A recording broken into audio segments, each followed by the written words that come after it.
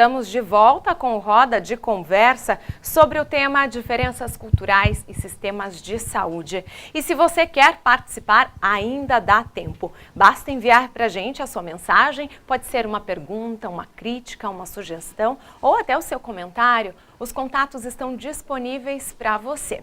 Bom, e agora a gente começa esse segundo bloco falando sobre diferenças do nascer, viver e morrer. E eu já vou lançar para vocês algumas perguntas que nós selecionamos da plateia. Lembrando que foram várias perguntas e as que não forem respondidas agora, nós vamos encaminhar para que sejam respondidas por e-mail. Bom, vamos lá. Essa primeira pergunta da Heloísa, UBS Vila Arriete, é para todos vocês. Ela pergunta qual foi ou é a melhor impressão do Brasil ou dos brasileiros sentida por cada um de vocês. Ok. Para mim, a impressão do Brasil é muito importante, porque a cultura no Brasil mais ou menos igual do árabe. Aqui pessoas no Brasil muito simpáticos e ajudam muito. Por exemplo, quando a pessoa, por exemplo, estrangeiro chega até algum bairro ou lugar, tem pessoas olha para ajuda. Ele é estrangeiro, ele não tem nada, pessoas ajudam. Esse para mim muito bom. Por exemplo, quando eu estava na rua sempre, se eu pergunto, tem pessoas sempre responder. Esse não existe em outros países, por exemplo. Esse na Europa não é fácil. Se você fica na Europa, pergunta a alguma pessoa, não tem muitas pessoas para responder. Esse, para mim, no Brasil, muito importante, igual do cultura árabe. E também os brasileiros também não tem muita xenofobia. Por exemplo, para mim, igual do árabe, por exemplo, pessoa árabe no mundo tem outra imagem, mas não, ok, pessoa árabe, de onde você é da Palestina? Geralmente as pessoas não entendem o que é Palestina, ok, da Palestina, ok, tudo bem, e a pessoa fica tranquilo, não tem, ele fica, por exemplo, com surpresa ou outras coisas. Esse para mim é muito importante. Ótimo. Mais alguém quer falar sobre essas impressões? Creio que também comparto com Mohamed isso, a solidariedade, pero principalmente porque minha cultura, digamos, é um pouco quadrada às vezes. Aqui as pessoas sempre vão encontrar um jeito. Eu vejo de uma forma positiva isso, porque eles não se limitam por los nãos. Sempre vão encontrar uma forma de encontrar uma saída, e isso é fantástico. E a flexibilidade que tem. Não são rígidos, têm flexibilidade para levar as situações, as pessoas, as relações. E eu acho que foi muito bom para mim, como pessoa, incorporar isso da cultura brasileira na minha vida. Sofro menos, acho. Sou mais feliz. Que bom. Então, quando a gente diz o brasileiro não desiste nunca, você concorda. Que bom. Mais alguém? Bem em relação a o que eu acho muito bacana no Brasil é que o povo é essa alegria que o povo, apesar de ter tantas pressões, tantas coisas assim, os problemas sociais também que tem dentro do país, você vê que todo mundo está querendo ser alegre. A palavra felicidade está em primeiro lugar. Felicidade, ponto final. Onde que eu nunca, na verdade, eu não ouvi muito também se falar de felicidade. Talvez outros povos também são felizes e não falam disso, mas isso se faz questão, a questão da felicidade. Então isso para mim é muito interessante para ver quanto que o povo quer viver. Mas um pouco diferente também de Mohamed, ou sei lá, Mohamed é bem mais claro que eu mesmo. Então, às vezes o bicho pega comigo na rua. E essa questão de racismo, infelizmente, eu sempre digo isso, se não tivesse isso no Brasil, talvez o Brasil seria um paraíso. E que tem essa questão de exclusão a certo tipo de pessoas, por tom de pele, de onde que veio a questão da xenofobia. Talvez o Mohamed também não sente muito, porque muitas vezes a xenofobia está ancorada ao racismo. Então, vem junto. E por isso que muitas vezes eu posso sentir mais. Mas mesmo assim também, eu sempre, por exemplo, hoje em dia eu sinto como Brasil se fosse meu país. Eu critico até como se fosse brasileiro também. Quer dizer que eu me sinto na vida ativa brasileira e eu sinto que eu estou criando também meu espaço, porque eu faço parte também de uma luta, eu estou criando para outras pessoas também, então isso é muito interessante. E essa questão de liberdade de expressão também, isso é muito legal me falar que alguns anos atrás não podia ser assim, mas essa cultura está sendo desenvolvida, aqui, a cultura do falar, da opinião, das outras pessoas é muito interessante. Eu acho que nesse lado é um povo que está se abrindo muito, mas se bem que tem certas diferenças entre alguns estados também. Eu acho que, por exemplo, eu conheço o Amazonas, o povo de lá é um pouco mais receptivo, bem mais do que pode falar. Eu acho que as pessoas não devem entender o Brasil também como se fosse uma coisa pequenininha. Assim, muitas vezes São Paulo é tão grande, a gente pode levar São Paulo como o Brasil. Então, eu acho que é um pouco disso e, como que eu vou repetir, é a felicidade, em primeiro lugar, isso é muito interessante para mim, um impacto positivo. O que a gente fala, energias boas. Isso é ótimo. É interessante porque nem sempre o brasileiro reconhece essas próprias características e, né, e sensações que causam nos estrangeiros, nos imigrantes, nos refugiados. Então, ouvir isso também para a gente, para muitos pode ser uma surpresa, né? A gente espera talvez outras características e isso é muito interessante. Só vou tentar, Nádia, eu não quero te cortar, tá? Só a gente tentar agilizar ao máximo para responder mais perguntas. Temos muitas participações, não só da plateia, mas também chegou por WhatsApp. Vamos ver o que a gente consegue responder ao longo desse segundo bloco. Vamos lá, Nádia. Eu só vou pegar já os três pontos que eles colocaram, que é o que o Mohamed colocou, a solidariedade. Isso é muito importante. E é a solidariedade que eu falo em todos os sentidos, de eu precisar e falar, olha, estou numa situação, alguém me dá um copo de leite, me dá 1 quilo de arroz, o feijão, é solidariedade da necessidade básica de subsistência mesmo, da roupa. E a solidariedade no sentido de eu estou perdida. Para onde é que eu vou? Onde fica tal lugar? Que nem Mohamed colocou. Na Europa, isso é muito difícil para a pessoa parar e falar com você. Você sorri para alguém, te olha, tipo, eu te conheço. Aqui no Brasil, quer dizer, eu não era assim, mas acabaram, graças a Deus, que me transformaram nisso aqui. Você olha, você sorri, você dá tchau, a pessoa te dá de volta. Você não conhece, não sabe nem para onde vai, mas tudo bem. E essa alegria. E o que a Giovana falou, que é para mim também, eu acho que isso tem muito a ver com mulher. A gente aprende a tirar água de uma pedra. Você não sabe como, mas se eles tiram, eu também tiro. Então, essa coisa de você tem jeito para tudo. E não é o jeito que falar jeitinho brasileiro em relação à corrupção. Não. É jeitinho brasileiro mesmo de você conseguir fazer as coisas acontecerem, independentemente da situação e da circunstância. Então, isso é muito importante. E como o Mark falou, para mim, o Brasil é o meu país. Já estou aqui há mais tempo. Eu vim com 20 e estou há 16. Então, estou metade. Quando fala, você vai voltar? Como assim? Vou deixar o Brasil? Você vai ficar assim? Como assim? Não vou voltar mais? Aí eu tô nesse limiar. Então, é muito complicado isso. Mas esses pontos, pelo menos para o meu desenvolvimento como pessoa, é muito importante. Eu já tinha, mas essa coisa de reinventar, de ultrapassar o impossível aos outros olhos. Isso foi muito bom. Que legal, que bom. Olha, tem mais perguntas aqui. Agora a pergunta é para você, Giovana.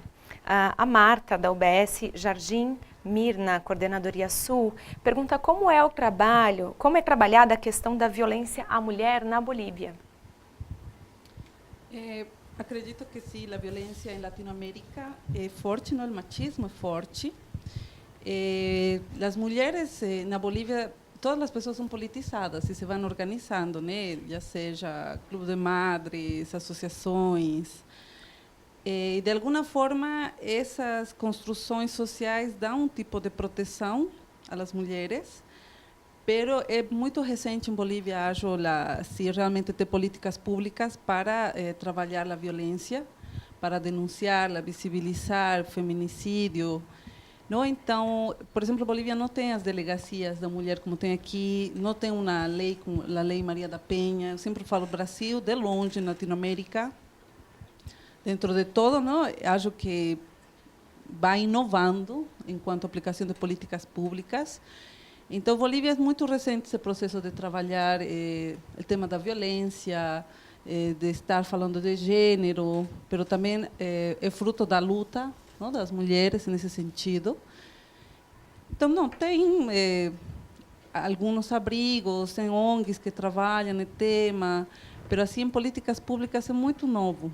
Ainda a Bolívia está começando a visibilizar, a reconhecer que existe essa violência, não? E muita. Ótimo. A Maria José, da Coordenadoria Regional Sul, estende a pergunta também a vocês. Como que é o atendimento da mulher vítima de violência no país de cada um? Vou já terminar, fechar. Já começou. Não, então, por exemplo, o tema de que tenha mulheres que possam atender uma mulher vítima de violência, acredito que seja muito importante. Na Bolívia, agora sim, tem esse cuidado, não, de ter mulheres que atendam, porque realmente é outro tipo de abordagem, de entender-la, colocar-se no lugar da outra.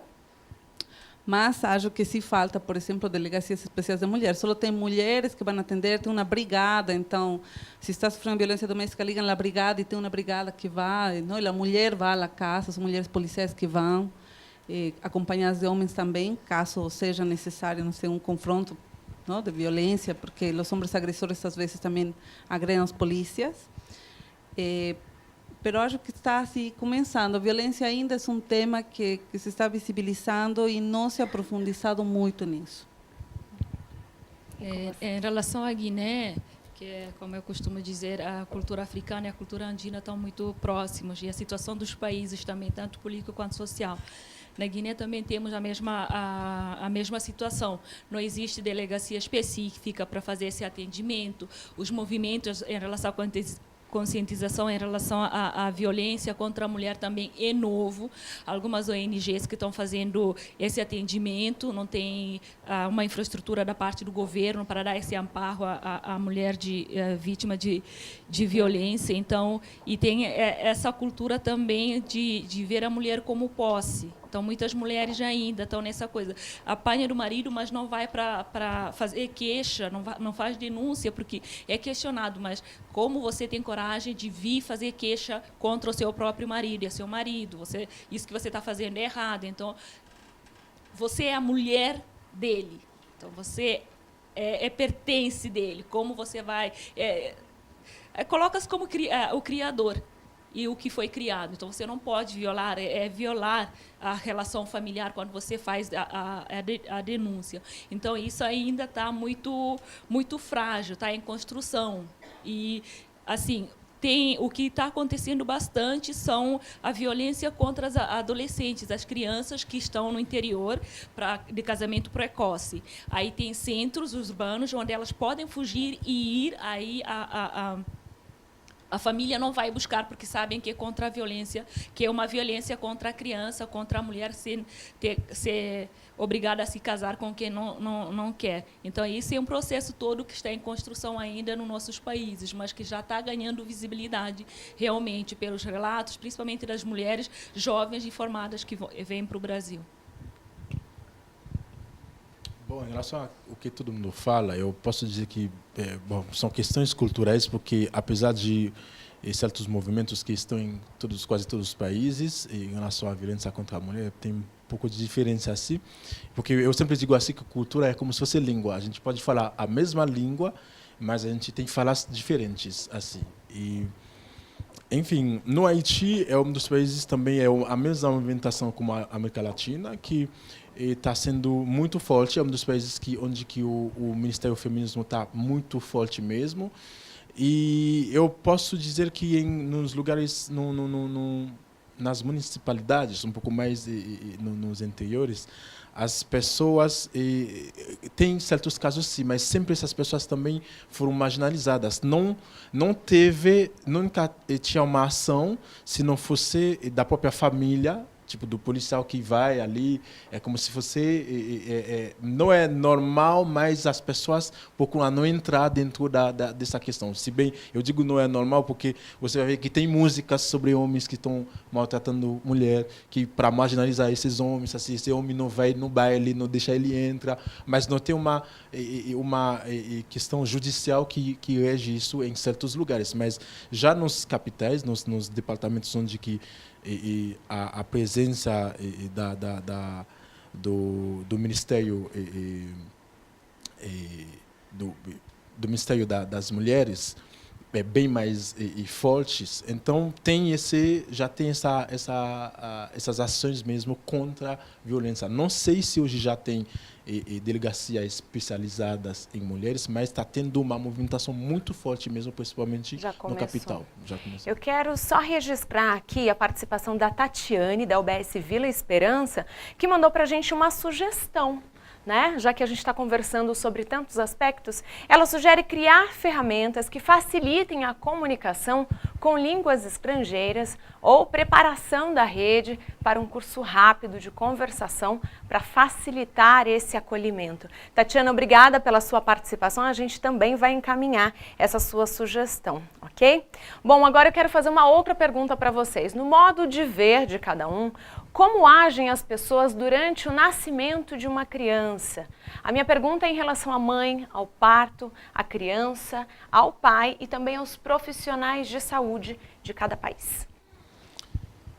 No Haiti, eu posso dizer que nas cidades interiores, eu sempre faço essa diferença, porque tem as grandes cidades, as pessoas onde que também a cultura, a tradição é um pouco mais forte. E tem a questão que a gente chama femme sai em crioulo, que é femme sage em francês, que é a pateira. Que na época que eu cresci tinha muito isso. Eu, inclusive, não nasci no hospital, eu estava indo para o hospital, a minha mãe estava indo para o hospital, e no caminho que eu não aguentava, eu tinha que sair. E que eu nasci por pateira. Então, é um costume muito forte. Em certos lugares tem opção, é como que eu digo, tem um equilíbrio mesmo. Ou a pessoa escolher ir pateira, ou a pessoa decide escolher também para ir para o médico. Já em certos lugares, as pessoas entendem que precisam ir para o médico, precisam ter um acompanhamento antes assim. Então vai indo, depende do lugar que você está.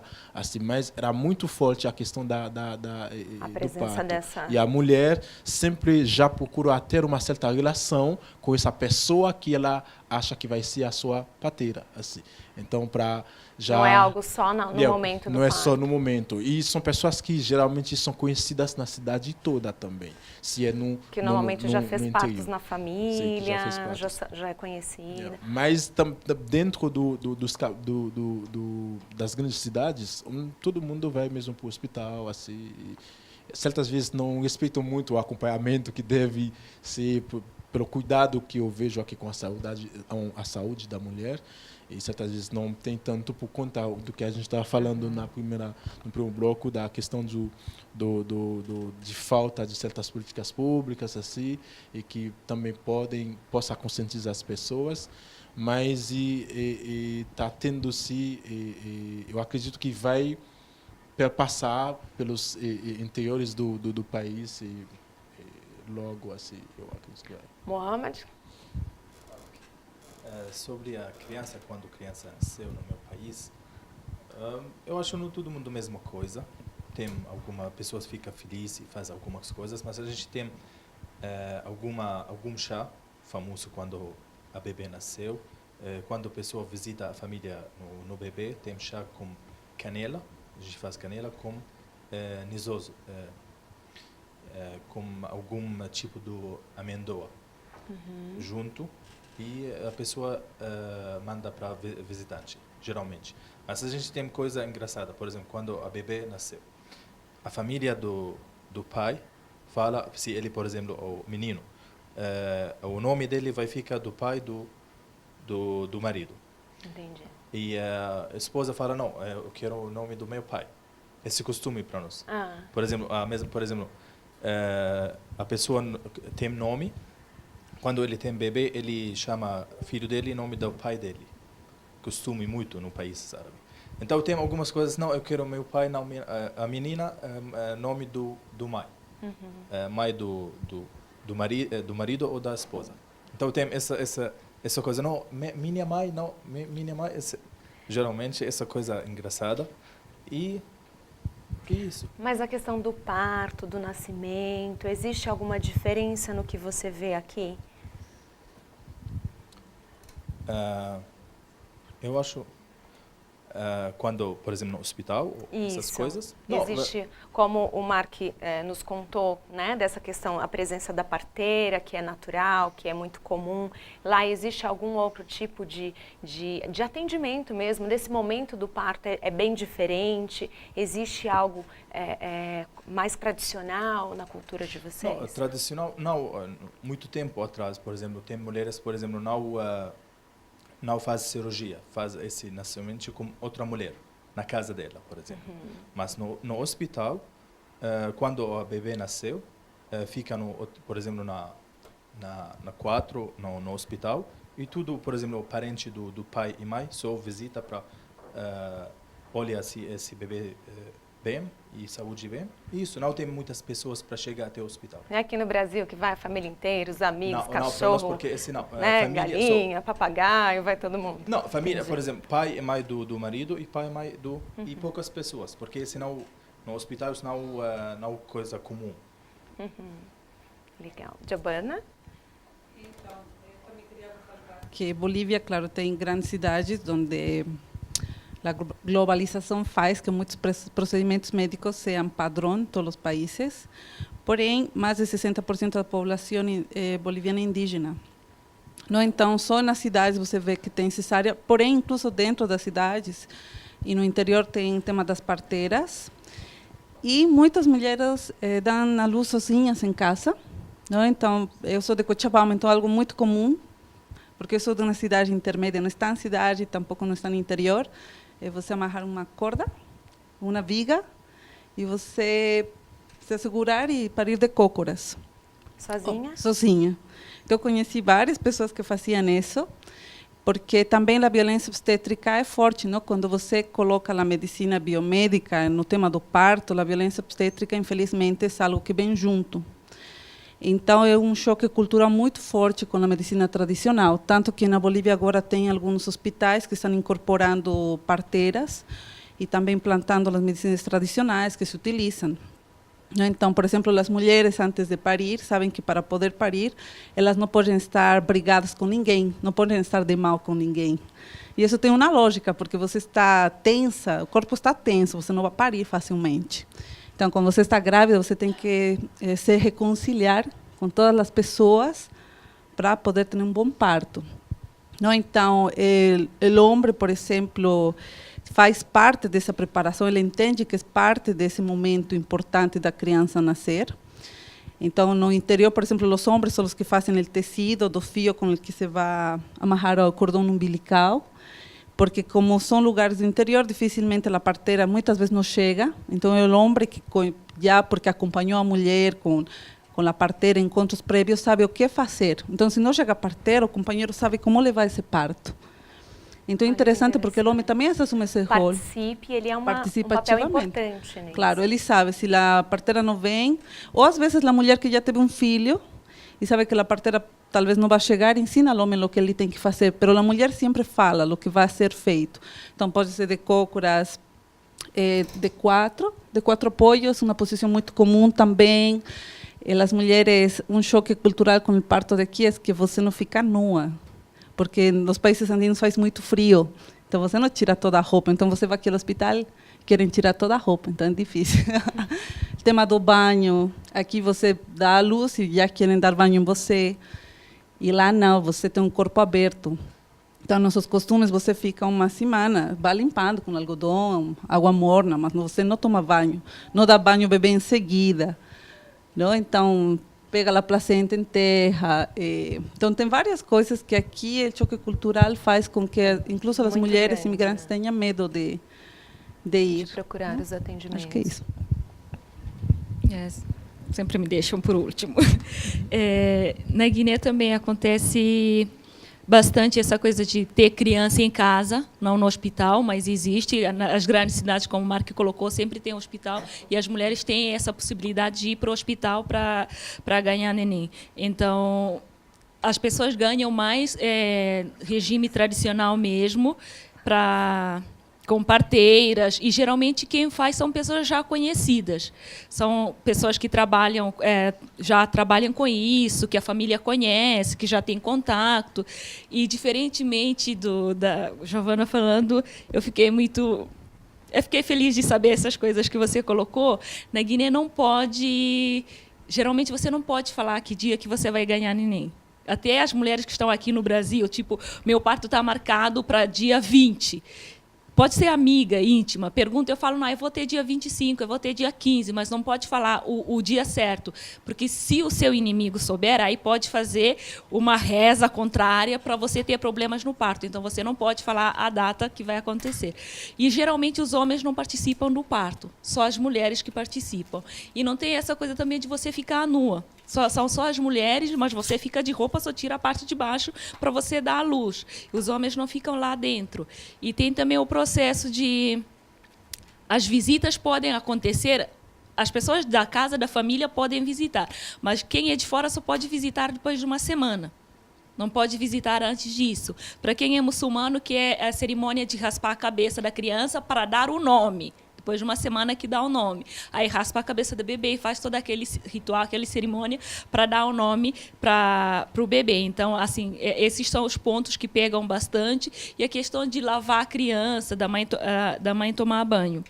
E eu acho que o que eu consigo linkar em relação à morte, no caso do nascimento, é que quando morre também tem esse ritual do tempo que fica em casa, o corpo da pessoa, que as famílias, as pessoas vêm visitar. Em crioulo, a gente fala esteira de chur, onde, literalmente, se coloca a esteira e as pessoas que vêm dar os pêsames ficam lá sentados. Então, agora dura 2, 3 dias, mas geralmente é uma semana também que dura, que as pessoas trazem coisas, as pessoas vêm visitar e vêm chorar junto com você pela pessoa que você perdeu. Então, a morte e o nascimento sempre tem essa similaridade de rituais que se tem que seguir. Agora, o crescimento já aí vai da condição da família, conforme a condição que a família tem para te proporcionar, aí não tem problema, mas o nascimento até é bastante... Até para a gente, já vou emendar a última pergunta, que a gente já está estourando o tempo, essa questão mesmo da morte, de acordo com a vivência de vocês, como as pessoas agem, né, na situação da morte da criança e de um adulto. Mark, pode falar. Desculpa, Nádia, eu queria pedir o microfone, mas fiquem à vontade. Não, só para fechar, no caso da morte da pessoa, como eu já estava colocando, depende de quem morre. Quando a minha avó faleceu, todos os netos tiveram que dar banho nela. Então, coloco a pessoa dentro de uma bacia grande. A minha avó estava sentada, então todos os netos foram lá, pegaram a água e jogaram nela e passaram a mão. É tipo um rito de despedida, e éramos 13, então todo mundo teve que fazer isso. E eu lembro que na noite do velório, que ela ficou 2 dias em casa, porque os filhos tinham que vir de fora, que acontece muito isso, os filhos que estão fora têm que vir de qualquer lugar do mundo antes de se fazer esse funeral. Então, na noite, todos os netos estavam sentados na beira da cama onde ela estava deitada. Então, todos os netos tinham que ficar lá revezando. Quem ficasse com sono podia ir dormir, mas tinha que ficar lá junto da avó que estava. Então, tem todo esse ritual. E quem morre, no caso da minha avó, deixou um pano, que você conhece mais por capulana, para cada neto, como herança. Então, tem tudo isso também da herança que vai deixar, como vai ser distribuído logo após o funeral da pessoa. Tem que se fazer essa distribuição dessa herança que foi deixada. E tem outros pontos também que eu acho que vão ser colocados, porque a tradição, as culturas tradicionais já acabam tendo esses pontos similares. Em relação, para voltar só um pouquinho em relação à questão do parto, e as mulheres lá também tomam um banho, mas banho quente. Tem que ser banho muito quente durante um mês para poder fechar o corpo. E até que tem uma briga nas famílias tradicionais que não aceitam que com uma simples injeção que a mulher pode trabalhar, pode tomar banho normal assim. Então é muito forte essa briga mesmo de dizer que não vai morrer, vai ter frio que entra no corpo, assim, então é bem forte. E como que a Giovana falou também, placenta tem que enterrar, tem tudo um ritual assim. Agora, em relação à morte, depende de quem morrer. E também, antigamente, nos lugares rurais, as pessoas colocam o corpo, diferentemente do que a Nádia fala, tem uma pessoa específica que tem que dar banho no cadáver, porque senão é como que a gente tem uma certa distância com aquele morto, assim. Mas colocar o corpo ali por uma noite para todo mundo ver, é como o velório é feito dentro de casa. Mas com o tempo isso já mudou. Hoje em dia no mortuário que tem que colocar a pessoa para congelar, num congelador assim depende da família, porque virar uma festa também o inteiro, assim, que tem todo um processo. Hoje se mata vaca, tudo assim. Inclusive tem pessoas que conseguem entender onde que tinha mais festa, onde que não tinha mais festa. Mas isso vai de pessoas também por pessoas. Tem pessoas, depende da intimidade que tinha com a outra pessoa, que tem muitas aflições até durante muito tempo, onde que cada um na família, principalmente, tem que se vestir, as pessoas mais próximas, de preto. E isso quer dizer dor durante um certo tempo. Por exemplo, quando a minha avó morreu, eu tinha um botão, eu era criança, eu tinha um botão preto que eu tinha que colocar durante 3 meses, assim.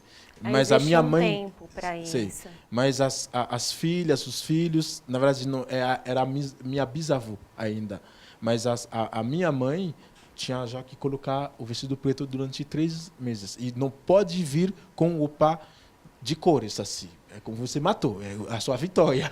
Você matou a pessoa, você vem com roupas vermelhas, assim. Não se pode. Tem toda um ritual assim. E as pessoas mostram sensibilidade, as pessoas choram bastante, as pessoas se jogam no chão para chorar mesmo, diferentemente daqui as pessoas, eu vejo o choro meio assim, bem silencioso. Na verdade se como que eu contém, disse, nós né? somos... Lá elas extravasam mesmo o as sentimento. pessoas fazem sair a dor mesmo, e muitas vezes também isso estraga, né, as pessoas, porque vai caindo em crise, assim, mas depois você vai ver que a pessoa se recuperando. Mas, enfim, são jeitos diferentes de lidar com aquela questão aí. Acredito também, como a Nádia falou, que são muito similares os ritos. Só antes queria lembrar que é importante esse intercâmbio, esta formação para os trabalhadores de saúde, porque dá ferramentas para lidar com essa diversidade, de entender certos comportamentos e atitudes que imigrantes e refugiados possam ter nos postos de saúde. Então, vai dar essa formação, não? Porque podem parecer anedotas, mas vocês que estão na formação, quando tem um imigrante refugiado, você vai ter uma bagagem de conhecimentos para saber como contornar algumas situações. Porque no caso da cultura quechua, não? Que eu venho, sou quechua, digamos, a morte traz sinais. Então, antes que morra uma pessoa, nós já lemos os sinais. Tem sonhos, tem pássaros que vão aparecer na casa, o atardecer toma uma cor especial. Então, nós aprendemos a ler nossa cultura. Quando alguém vai morrer, sabemos que alguém vai morrer, porque aparecem os sinais. Então, essa coisa, não, da cosmovisão. Quando morre a pessoa também, no enterro, essa coisa do nascimento, que a mãe vai se reconciliar com as pessoas. Na morte, todas as pessoas que estão brigadas com o morto vão e, durante o velório, vão se reconciliando, pedindo desculpas para que o morto possa partir. Porque na cultura quechua, o morto fica 3 anos nesse plano. Não? E ele exige rituais, mas também acompanha, cuida de você. Então, na procissão do enterro, tem paradas onde você tem que rezar, que Bolívia era um país católico, não? Agora é laico, mas ainda se respeita isso, tem paradas. O caixão tem que levar a família e alguns amigos. Agora, se você está levando o caixão e está muito pesado, quer dizer que a alma quer levar uma pessoa a mais. Aí o sacerdote, curandeiro, vai fazer uma reza, alguma coisa para que a alma que está partindo não leve outra pessoa a mais. Então, todo tem sinais. Depois, tem missas, tem um lavatório, se lava todas as roupas. Por exemplo, o tema do corpo, quando alguém morre aqui dentro da comunidade boliviana, já vi casos, tinha um caso que incluso saiu na TV, que a família viu que tinham tirado os pontes de ouro dos dentes. E, claro, normalmente, acho que aqui não tem, não sei se vocês fazem isso, mas quando alguém morre na Bolívia, o familiar dá banho no corpo, vê se tudo está bem, com muito cuidado. Então, você sabe como estava ou não estava, né? Então, é muito importante esse cuidado, deixar no caixão tudo o que essa pessoa vai precisar nesse caminho para o outro plano. Então, sapatos, roupa que ela gostava, coisas que ela gostava muito, vai estar no caixão. Não? Então, é muito importante. Os rituais são importantes, porque a morte e a vida são coisas que não são fatos pontuais. Não? Tem essa coisa transcendental e tem muitos rituais importantes. Todos são importantes, né? Mohamed? Ok. No caso da morte também depende do quê? Por exemplo, se criança morre, a gente tem outro costume. Criança, por exemplo, não tem muitas pessoas para visitar a família da pessoa, por exemplo. Mas quando fica adulto, tem muitas pessoas que visitam. A gente tem costume por 3 dias.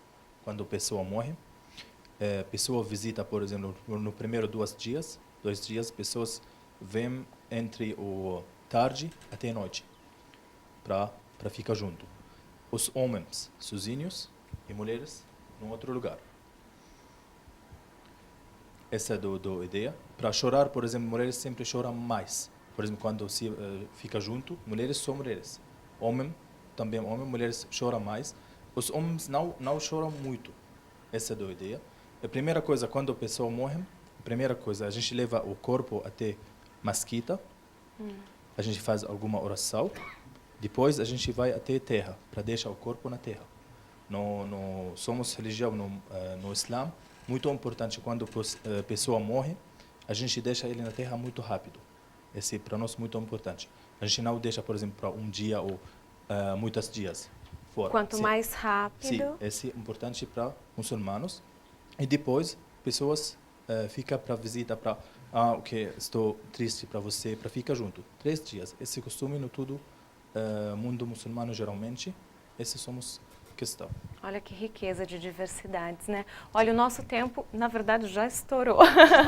Eu quero muito agradecer a presença de todos vocês, agradecer realmente de coração. Acredito que todos os profissionais que nos acompanharam saem hoje com uma bagagem diferente, né? Do que antes do programa começar. Bom, e obrigada também a todos vocês que nos acompanharam pela TV e pelo YouTube. E, claro, a nossa plateia que veio acompanhar de pertinho esse nosso encontro de hoje. Muito obrigada a todos. Em especial, nosso agradecimento a vocês que vieram hoje contribuir um pouco mais, né, com essa bagagem, com essa riqueza. A doutora Célia, que esteve conosco no primeiro bloco, Mohamed, também a Giovanna, Mark e a nossa amiga Nádia. Já são todos sócios aqui do canal profissional, né? Bom, em breve você vai poder rever essa roda de conversa no nosso canal no YouTube. Então, entra lá, acessa, se cadastra para receber também todas as atualizações do nosso canal. Roda de Conversa termina por aqui e a gente volta a se encontrar durante a programação. Até mais.